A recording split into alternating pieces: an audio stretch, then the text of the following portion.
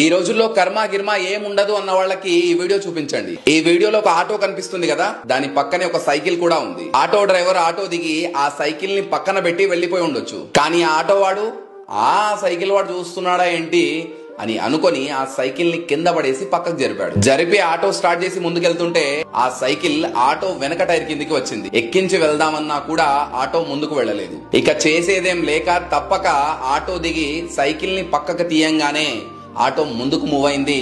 వేగంగా చెట్లలోకి దూసుకుపోయి పెద్ద గుంతలో పడిపోయింది. సైకిల్ ని మర్యాదగా పక్కకు తీసి ఉంటే ఇంత నష్టం జరిగేదా? నన్నెవడు చూస్తాడులే అని చెడు చేసుకుంటూ పోదామనుకున్నాడు. అదే చెడు ఆటో వాడి మెడకు చుట్టుకుంది. ఇది కలియుగం. ఈ జన్మలో చేసిన పాపాన్ని ఈ జన్మలోనే అనుభవించాలి. అదే విధంగా వేరే వాడి ₹1 అన్యాయంగా గనక తింటే తిరిగి ₹100 చెల్లించాల్సి ఉంటుంది. మనం ఏది చేస్తే అదే మనకు తిరిగి వస్తుంది. మంచి చేస్తే మంచి, చెడు చేస్తే చెడు. కర్మ ఇక్కడ ఎవ్వరిని వదిలిపెట్టదు.